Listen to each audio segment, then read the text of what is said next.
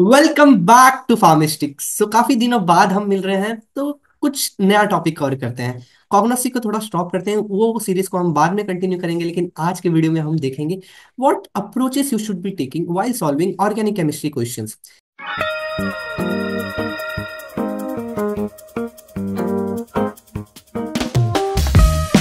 काफी बच्चों को ये डाउट रहता है कि हम ऑर्गेनिक केमिस्ट्री के क्वेश्चन सॉल्व नहीं कर पाते। वो डायरेक्ट क्वेश्चन सॉल्व करने लग जाते हैं। आपने कंसेप्ट क्लियर किया नहीं, आपने डायरेक्ट बुक उठाया, आपने एमसीक्यूज को सॉल्व करना चालू कर दिया। आप वो क्वेश्चन तो सॉल्व कर लेंगे, आप रट लेंगे कि अच्छा ये क्वेश्चन इसका ये आंसर है, लेकिन वही क्वेश्चन को हम थोड़ा सा ट्विस्टेड वे में पूछेंगे तो आप सॉल्व नहीं कर पाएंगे। तो इससे अच्छा एक फ्लो में चलेंगे, पहले हम कंसेप्ट क्लियर करेंगे फिर आप उसका क्वेश्चन सॉल्व करेंगे। तो मैंने एक स्टेप बाय स्टेप प्रोसेस बनाया है कि आप क्वेश्चंस को देखें, उसको कैसे ब्रेक डाउन कीजिए, आपको कैसे सॉल्व करना है। मैंने एक अच्छा सा फ्लो बनाया, वो फ्लो को हम देखते हैं कि कैसे चलेगा। तो पहले जानते हैं कि कौन से कंसेप्ट हमें क्लियर करने हैं। ऑर्गेनिक केमिस्ट्री अपने में ही काफी वास्ट टॉपिक है। आप सब टॉपिक्स करने जाएंगे तो वो कवर्ड भी नहीं होगा, ना आपको याद भी नहीं रहेगा, ना वो यूजलेस चला जाएगा, आपका टाइम भी चला जाएगा एंड आपको वो 4 मार्क्स भी नहीं मिलेंगे। तो मैंने कुछ ऐसे टॉपिक्स शॉर्ट लिस्ट किए हैं जो कि 100% क्वेश्चन उसमें से आते ही हैं। तो वो पहले देख लेते हैं कि कौन से वैसे टॉपिक्स हैं जिसमें से 100% क्वेश्चन आते हैं। So first we have to understand the fundamentals of organic chemistry concepts. तो फंडामेंटल्स में क्या आते हैं, कौन से ऐसे टॉपिक्स हैं जिसमें से क्वेश्चंस बनते ही हैं। तो ये हमारा फर्स्ट और बहुत ही इंपॉर्टेंट टॉपिक है। ये जैसे कि नींव है, मतलब जो आपका बिल्डिंग ब्लॉक होता है, जो फर्स्ट ब्लॉक होता है, ये है। अगर ये आपने बेसिक क्लियर कर लिया तो आपके आगे जाके कुछ भी प्रॉब्लम नहीं होगा। जब आप एमसीक्यू सॉल्व करेंगे, जब आप मेडिसिनल केमिस्ट्री में भी जाएंगे, जब आप कौन सा भी केमिस्ट्री के क्वेश्चन सॉल्व करेंगे, तो आपको कोई ही प्रॉब्लम नहीं जाएगा। जब आपका जीओसी क्लियर होगा, general organic chemistry, general organic chemistry, जिसने ये पढ़ लिया है उसको आप, जिसने ये टॉपिक कवर कर लिया है वो आप रेगुलर बेसिस पे रिवीजन करें एंड इसके एमसीक्यू सॉल्व करें। और जिसने ये टॉपिक न्यू है तो वो अलग पांडे सर का जो प्रीवियस वीडियो, मतलब 5 साल पुराना जो वीडियो है वो देख सकते हैं। उन्होंने काफी डिटेल्ड में एक्सप्लेन किया है, वो तो नीट के पॉइंट ऑफ व्यू से एक्सप्लेन किया है, लेकिन आप भी देख सकते हैं क्योंकि वो काफी डिटेल्ड और काफी इजी वे में उन्होंने एक्सप्लेन किया है। मैं भी कुछ दिनों बाद इसका सीरीज चालू करने वाला हूं। अगर आप थोड़ी देर रुक जाएंगे तो मैं भी काफी डिटेल में बताऊंगा कि जीपैट पॉइंट ऑफ व्यू से आपको कौन से टॉपिक्स कवर करने हैं। जीओसी से, जीओसी में क्या आ जाता है, कुछ इफेक्ट्स आ जाते हैं जैसे कि inductive effect, mesomeric effect, resonance, hyper conjugation. ये इंस्टाग्राम वाले इफेक्ट्स नहीं, ये केमिस्ट्री वाले इफेक्ट्स है। मान लो कि जब दो इलेक्ट्रोनेगेटिव आइटम साथ में होते हैं, कोई लेस इलेक्ट्रोनेगेटिव है, कोई ज्यादा इलेक्ट्रोनेगेटिव है। जो ज्यादा इलेक्ट्रोनेगेटिव है, जो शेड ऑफ इलेक्ट्रॉन्स को अपने पास खींच लेगा, इसको बोलते हैं इंडक्टिव इफेक्ट। वैसे ही बेंजीन में रेजोनेंस लगता है, वैसे ही हाइपर कॉन्जुगेशन का जो इफेक्ट है वो अल्फा हाइड्रोजन पे बेस होता है। ऐसे ही बहुत सारे इफेक्ट्स हैं। फिर आपने जीओसी क्लियर कर लिया, फिर जीओसी में आपने ये इफेक्ट्स पढ़ लिए, फिर आपने रिएक्शन मैकेनिज्म पढ़ लिया। रिएक्शन मैकेनिज्म में क्या पढ़ा है, electrophile, nucleophile, carbocation, carbo anion. फिर कुछ मैकेनिज्म है जैसे कि substitution reactions, rearrangement reactions, elimination reaction, addition reaction, ये आपको डिटेल में पढ़ना है इसके मैकेनिज्म के साथ। रिएक्शन में जैसे कि SN1 एंड SN2। फिर आ जाता है एरोमेटिसिटी। एरोमेटिसिटी में आपको बस ज्यादा कुछ नहीं देखना है, ये देखना है कि एरोमेटिक या नॉन एरोमेटिक, ये आपको समझ में आ जाना चाहिए। अगर मैंने आपको कंपाउंड दे दिया तो आपको ये बताने आ जाना चाहिए कि ये एरोमेटिक है कि नॉन एरोमेटिक है। फिर हम जंप करेंगे स्टीरियो केमिस्ट्री भी। स्टीरियो केमिस्ट्री भी अपने में ही काफी मस्त टॉपिक है। इसमें हम आइसोमेरिज्म कवर करते हैं। आइसोमेरिज्म भी काफी वास्ट टॉपिक है, जिसमें आप ज्योमेट्रिक आइसोमेरिज्म पढ़ेंगे, जिसमें आप ऑप्टिकल आइसोमेरिज्म आइसोमेरिज्म पढ़ेंगे। वैसे ही डिटेल। तो आपको स्टेप बाय स्टेप, पहले आपने जीओसी क्लियर किया, जीओसी के बाद आपने ये रिएक्शन मैकेनिज्म क्लियर किया, फिर आपने आइसोमेरिज्म क्लियर किया। फिर आपको छोटा मोटा व्यू रहना चाहिए फंक्शनल ग्रुप पे कि अच्छा ये ईथर बोलते हैं, इसको एस्टर बोलते हैं, अच्छा इसको अल्कोहल बोलते हैं, इसको अल्डिहाइड बोलते हैं, इसको कार्बोक्सिलिक एसिड बोलते हैं, इसको हेलोजन बोलते हैं। ये आपको आना चाहिए आइडेंटिफाई करने को, क्योंकि एग्जाम में डायरेक्ट क्वेश्चन पूछ लेते हैं अच्छा ये कौन सा ग्रुप है। ये इतने बेसिक क्वेश्चन पूछते हैं, इसलिए हमें हमेशा बेसिक्स क्लियर करना चाहिए। तो हमें ये समझ में आ गया कि हमें कौन से कॉन्सेप्ट्स क्लियर करने हैं, ये मैंने शॉर्टलिस्ट करके रखा है।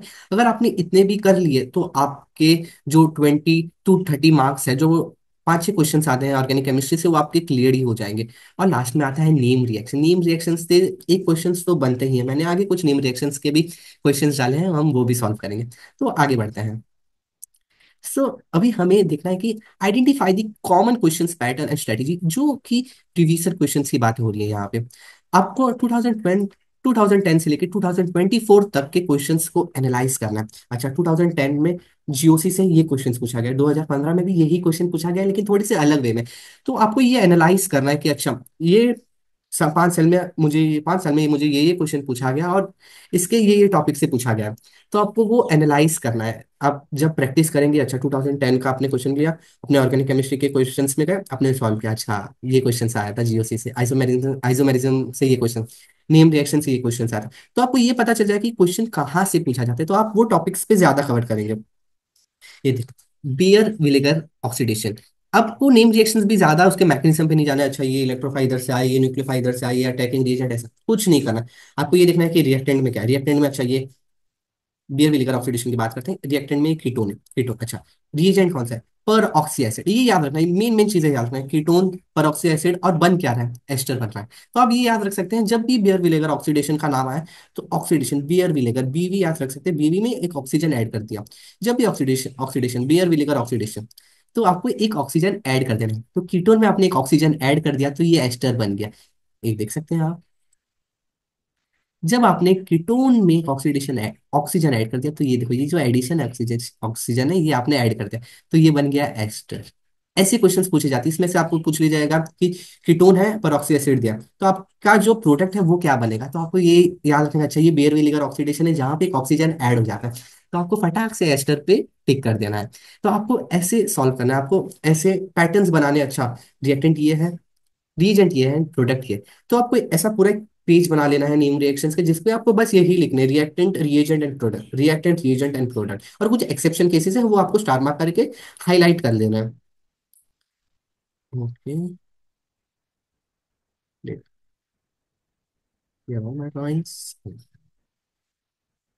फिर आते हैं बैकमैन रीअरेंजमेंट, इससे भी क्वेश्चंस पूछे जाते हैं, बर्च रिडक्शन, ये कॉमन ऐसा नीम रिएक्शन है जिससे क्वेश्चंस पूछे ही जाते हैं। फिर आते हैं reaction mechanism analysis. Reaction mechanism में मैंने आपको बताया कि क्या क्या पूछा जाता है, substitution reaction, addition reaction, elimination reaction, rearrangement reaction. आपको इसमें SN1 एंड SN2 पे काफी ज्यादा ध्यान देना है, इसमें से क्वेश्चंस बनते हैं, इसमें से आपको क्या है, आपको डिफ्रेंशिएट करने आ जाना चाहिए, कौन सा वन स्टेप रिएक्शन है, कौन सा टू स्टेप रिएक्शन, कौन सा यूनिमोलिकुलर है, कौन सा बाय मॉलिक्यूलर है, किसमें कार्बोकैटायन फॉर्म होता है, किसमें रीअरेंजमेंट होता है, किसमें कौन सा स्टीरियोकेमिस्ट्री लगता है, ये सब आपको ना लिस्ट डाउन कर देने हैं। और SN1 SN2 से क्वेश्चंस बनते ही हैं। और elimination reaction E1 and E2, इसको भी आप नजरअंदाज ना करें, इसको भी आपको पढ़ लेना है, E1 एंड E2। और स्ट्रक्चर आइडेंटिफिकेशन, ये जैसे कि मैंने कहा आपको, जैसे कि कीटोन दे देंगे आपको, कुछ रिएजेंट दे देंगे और आपको बोलेंगे कि इसका प्रोडक्ट है, तो आपको वो स्ट्रक्चर आइडेंटिफाई करना चाहिए, एंड आपको याद आना चाहिए कि अच्छा ये मैंने ये नेम रिएक्शन से पढ़ा और ये इसका प्रोडक्ट है। तो आपको प्रैक्टिस करने की जरूरत है, आपको जब तक आप प्रैक्टिस नहीं करेंगे, जितना भी आपने पढ़ा है, अगर आप प्रैक्टिस नहीं करेंगे तो आप एग्जाम में नहीं रिजल्ट आ पाएंगे। तो प्रैक्टिस इज द की, आपको प्रैक्टिस करना ही पड़ेगा। रोज 1 घंटा ऑर्गेनिक केमिस्ट्री को दीजिए, अपने शेड्यूल्ड में 24 घंटे, 8 4 घंटा भी पढ़ रहे हैं तो उसमें से 1 घंटा आप ऑर्गेनिक केमिस्ट्री को दीजिए। रोज ऑर्गेनिक केमिस्ट्री को पढ़िए, 45 मिनट्स आप कंसेप्ट क्लियर कीजिए, और 15 मिनट्स में आप जो कंसेप्ट क्लियर किया है उसके आप MCQ सॉल्व कीजिए। मान लो आज मैंने इंडक्टिव इफेक्ट पढ़ा, इंडक्टिव इफेक्ट में मैंने पढ़ लिया कि अच्छा इंडक्टिव इफेक्ट माइनस आई प्लस आई ग्रुप को मैंने लिस्ट डाउन कर लिया, मैंने पढ़ लिया, तो मैंने उसके क्वेश्चन सॉल्व कर दिए। इंडक्टिव इफेक्ट के क्वेश्चन कैसे आएंगे, वो इतने इजी नहीं आएंगे कि अच्छा आपको ये सीरीज दे दे, इसमें से आप ऑर्डर अरेंज करते हैं, इसमें से पूछेंगे आपको एसिडिक स्ट्रेंथ कैसे निकालते हैं, बेसिक स्ट्रेंथ कैसे निकालते हैं, ऐसे क्वेश्चंस पूछे जाते हैं, तो आपको वैसे क्वेश्चन सॉल्व करने हैं। अगर आप आगे देखते हैं कि क्वेश्चंस को कैसे टैकल करते हैं, तो ये आ गया अपना main, develop the critical thinking and problem solving skill. आपने अगर क्वेश्चन देखा तो आपको कौन से पॉइंट्स को आपको एनालाइज करना है, तो हम क्वेश्चंस देखते हैं, उसको एनालाइज करते हैं। तो पहले पढ़ते हैं, read the question, read the questions carefully, read the question carefully. देखो आपके पास जीपैट में बहुत टाइम होंगे, 3 घंटा मिलेंगे आपका, सोच और आप आधा घंटा से 45 मिनट्स आप सोएंगे, तो आप टाइम वेस्ट ना करें, आराम से क्वेश्चन पढ़िए। तो अब भी हम क्वेश्चन पढ़ते हैं, which of the following is temporary electron displacement effect, ये हमें मार्क कर लेना है कि क्वेश्चन क्या पूछा गया। Brought into play the requirement of attacking reagent, question तो काफी डरावना लग रहा है, लेकिन जिसने GOC पढ़ा है, जिसने इफेक्ट्स किए हैं, उसके लिए काफी चिंदी क्वेश्चन है, क्योंकि इसमें कुछ पूछा ही नहीं गया है। इसमें क्या पूछा गया है, टेम्पररी इलेक्ट्रॉन डिस्प्लेसमेंट इफेक्ट, हमें ये पता चल गया कि ये GOC से है, जनरल ऑर्गेनिक केमिस्ट्री से है। जनरल ऑर्गेनिक केमिस्ट्री से भी ये किससे, किधर से, इफेक्ट्स में से पूछा गया है। इफेक्ट,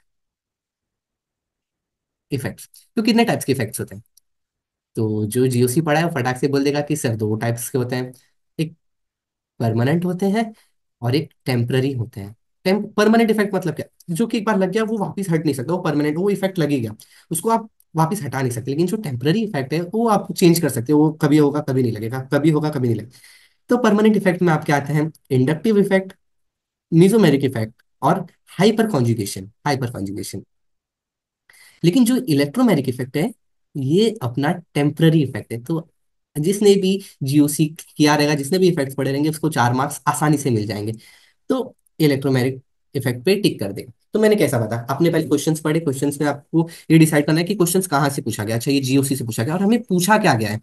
अच्छा, इसमें इफेक्ट के बारे में पूछा, वो भी टेम्पररी इफेक्ट के बारे में पूछा गया है, temporary. Second part, break down problem. ऐसे क्वेश्चन आएंगे जिसमें 2-3 क्वेश्चन पूछे जाएंगे एक ही क्वेश्चन में, तो आपको ब्रेक डाउन करना चाहिए।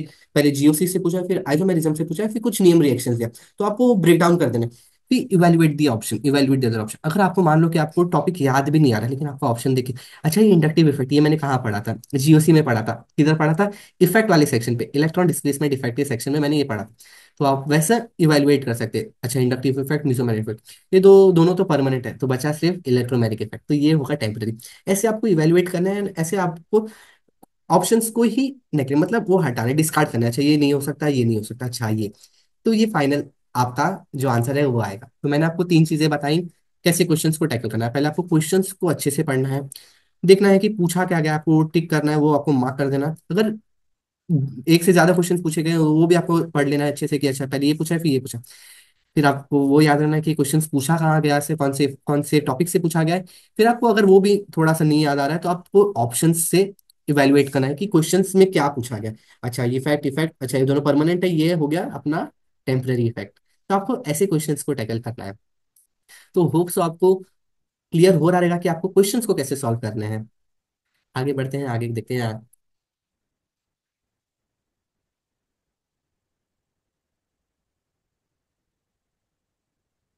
तो practice, review and refine your approach, ये मैंने PRR करके एक अप्रोच बना है जो कि आपको काफी मदद करेगा ऑर्गेनिक केमिस्ट्री को क्वेश्चंस को सॉल्व करने के लिए।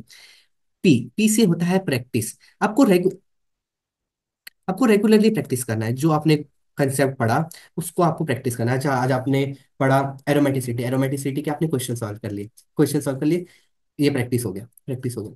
भी प्रैक्टिस में कुछ क्वेश्चंस गलत हो जाते हैं, तो उसको आपको रिव्यू करना है। अच्छा, मैंने कैसे क्वेश्चंस गलत किए, अच्छा मैंने ये टॉपिक के ये जो सब टॉपिक्स है इसके क्वेश्चंस मुझे नहीं समझ में आ रही, तो मैंने गलत किया। ये आपने रिव्यू कर लिया, जब आप प्रैक्टिस कर रहे थे आपने रिव्यू कर लिया कि अच्छा ये मेरे क्वेश्चंस नहीं बन रहे, मुझे इस पे ज्यादा ध्यान देना। तो आपने रिव्यू कर लिया। Analyse your mistakes and understand the underlying concept to improve your performance. जो आपने पढ़ा, जो आपको नहीं आ रहा है, उसको आप वापस पढ़े, उसको आप वापस क्लियर करें और रिफाइन। ये रिफाइन रिफाइन में क्या, जो आपने गलती किया उसको वापस सुधारे। तो ये PRR करके अप्रोच है, जो कि आप फॉलो कर सकते हैं। Practice, review and refine. Practice, review and refine, practice कीजिए, फिर रिव्यू कीजिए, फिर रिफाइन कीजिए। होप सो आपको क्लियर होता रहेगा कि कैसे क्वेश्चंस को टैकल किया जाए। मैंने आगे जीपैट के 2024 के क्वेश्चंस किए रखे हैं, वो सॉल्व करते हैं हम अभी। तो अभी हम देखते हैं जीपैट 2024 के क्वेश्चंस, कैसे क्वेश्चंस पूछे गए थे एंड कैसे अप्रोचेस हमने लगाए हैं इसको सॉल्व करने में। तो पहला क्वेश्चन ये था कि which of the following is the Meta directing group. Meta directing group, Meta directing group, ये मेटा डायरेक्टिंग क्या होता है। जब ये बेंजीन है, बेंजीन बेंजीन बना लेते हैं, इस पे कुछ सब्स्टिट्यूट्स लगे रहेंगे। ये सब्स्टिट्यूट्स का जो ये पहला होता है ये ऑर्थो ग्रुप होता है, ऑर्थो ग्रुप। ये मेटा ग्रुप होता है, मेटा पोजीशन होता है, और ये पैरा पोजीशन होता है। तो ये डिसाइड कैसे करता है, ये डिसाइड होता है जो कि इलेक्ट्रोफाइल और न्यूक्लियोफाइल रिएक्ट करेंगे, जो कि अटैक करेंगे, ये रिएक्टेंट पे, ये वो डिसाइड करता है जो कि अटैक करेंगे। न्यूक्लियोफाइल अटैक करेगा कि इलेक्ट्रोफाइल अटैक करेगा, ये वो डिसाइड करेगा कि वो ऑर्थो रहेगा कि मेटा रहेगा। ये कैसे डिसाइड करेगा, जो भी इलेक्ट्रॉन विड्रॉइंग ग्रुप होंगे, जो कि इलेक्ट्रॉन को खींच लेंगे अपनी तरफ, खींच लेंगे, इलेक्ट्रॉन विड्रॉइंग ग्रुप होंगे, वो होंगे ऑर्थो और पैरा पोजिशन पे। और जो इलेक्ट्रॉन डोनेटिंग ग्रुप होंगे, जो कि इलेक्ट्रॉन देंगे, खींचेंगे नहीं, देंगे, वो होंगे मेटा ग्रुप्स, मेटा पोजिशन पे वो अटैक करेंगे। तो अभी देखते हैं कि ऑप्शन में क्या क्या दिया है। Fluorine, fluorine is the most electronegative atom. What you mean by electronegativity, attracting shared pair of electron. ये देखो, ये विड्रॉ कर रहा है, ये दे नहीं रहा, ये खींच रहा है, तो ये इलेक्ट्रॉन विड्रॉइंग ग्रुप में आ जाएगा। तो ये ऑर्थो और पैरा पोजिशन पे अटैक करेगा। हमें क्या पूछा गया, Meta directing group. Nitrogen NH CH3, आपको अभी बड़ा सा वो दे दिया, तो आपको कैसे पहचानेंगे कि इलेक्ट्रॉन विड्रॉइंग ग्रुप है कि इलेक्ट्रॉन डोनेटिंग ग्रुप है। तो आपको ये दो स्टार्टिंग के आइटम्स देखने हैं, देखना है कि इसमें से ज्यादा इलेक्ट्रोनेगेटिव एटम कौन सा है। अगर फर्स्ट पे ज्यादा इलेक्ट्रोनेगेटिव एटम रहा तो वो हो गया इलेक्ट्रॉन विड्रॉइंग ग्रुप। तो nitrogen is most electronegative than hydrogen, so it will be electron withdrawing group. ये भी इलेक्ट्रॉन विड्रॉ करेगा, देगा नहीं। अपने को मेटा डायरेक्टिंग पूछा, मेटा में जो इलेक्ट्रॉन डोनेट करेगा, इलेक्ट्रॉन डोनेटिंग ग्रुप, ये भी अपना इलेक्ट्रॉन विड्रॉइंग ग्रुप हो गया। जो NH2 है, मैंने बोला वापस की दोनों एटम को देखने का विच इज मोस्ट इलेक्ट्रोनेगेटिव। अगर पहला एटम मोस्ट इलेक्ट्रोनेगेटिव रहा तो वो इलेक्ट्रॉन विड्रॉ करेगा, तो ये भी इलेक्ट्रॉन विड्रॉ करेगा, तो this is also not electron withdrawing group. So जो हमारा CF3 है, ये मेटा डायरेक्टिंग है, ये इलेक्ट्रॉन डोनेट करेगा। भाई मैं बताता हूँ, फर्स्ट एटम देखने का, फर्स्ट एटम ज्यादा इलेक्ट्रोनेगेटिव नहीं है, सेकंड है, तो this will be Meta directing, ये इलेक्ट्रॉन डोनेट करेगा, ये खींचेगा नहीं, ये डोनेट करेगा। So the right answer was D, CF3। Hope so आपको समझ आ रहेगा कि आपको कैसे क्वेश्चंस को टैकल करना है और आपको कैसे जो ऑप्शन है उसको इवेलुएट करना है। Second question, which of the following is in application of inductive effect. हम इंडक्टिव इफेक्ट से बॉन्ड लेंथ भी जान सकते हैं, डाइपोल मोमेंट भी जान सकते हैं, स्ट्रेंथ ऑफ कार्बोक्सिलिक एसिड भी जान सकते हैं। तो the right answer was all of the mention about. तो आपके 8 मार्क्स सिक्योर्ड हो गए। थर्ड क्वेश्चन ये था कि how many optical isomerism are possible for lactic acid. तो जिसने आइसोमेरिज्म पढ़ा था उसको ये पता था कि इसका डी ऑप्शन था 2। इसके एक ही मिरर इमेज बनते हैं, इधर एक लैक्टिक एसिड तो इसका मिरर इमेज ये, तो इसका दो आइसोमरिज्म पॉसिबल था। तो इसके तो आपके 12 मार्क्स सिक्योर्ड हो गए। ये आगे बढ़ते हैं।